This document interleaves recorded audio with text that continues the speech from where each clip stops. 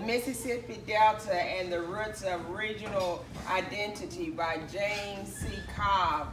On page 51, when he's talked about the freedmen, and we found out that we were freedmen instead of slaves, in doing research, we have a copy of William Slider, Nancy Slider, Billy Slider, Kimball Slider, Jesse Slider contract, where they signed a contract as shareholders in Beat for Holmes County, Mississippi, where we have the contract that they signed with the sharecropper or the owner of the land.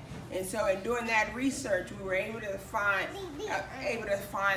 this book, and in the book it says on page 51, by the beginning of 1866, the pressing need for labor and the greater leverage accruing to newly mobile blacks were apparent in contacts that offer rations, housing, and clothing, as well as wages ranging from $15 to $20 for men and $12 to $15 per month for women, with lesser amounts for children.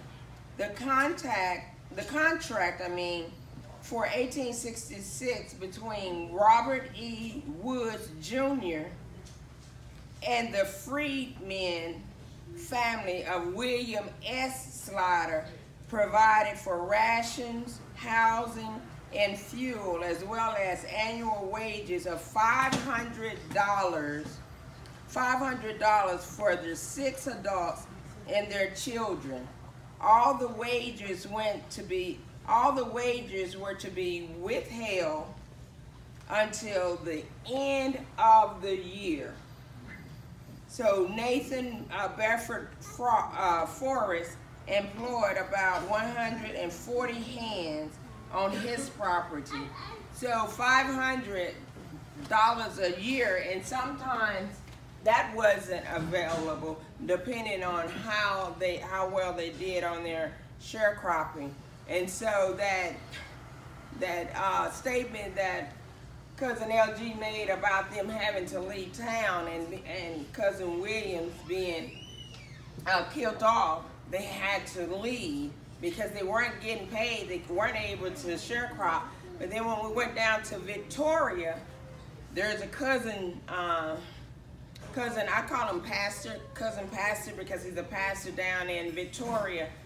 His uncle, which was Uncle James to them, Cousin James Slider, used to always tell them that when they left Mississippi, they went down to Florida, they came back up, and their destination was supposed to be Oklahoma. But Nancy Slider, the mother, got sick in Bastrop area, so that's where they ended up, in Bastrop. And some of the brothers, like Kimball Slider, went up to Oklahoma and married there and settled. But we have many cousins in California, Detroit.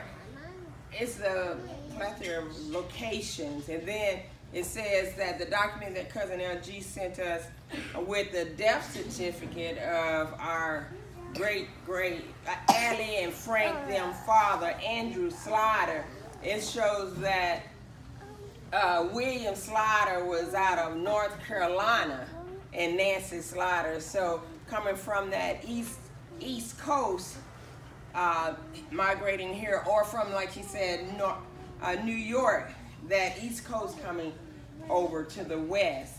And the Slider name is European in nature, like German.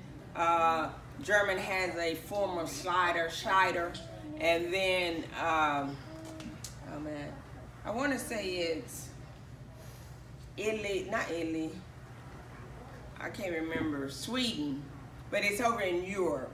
So it's important, as Cousin LG say, to know our history and to know where our family roots come from, and know that we are not in slavery. We weren't born into slavery.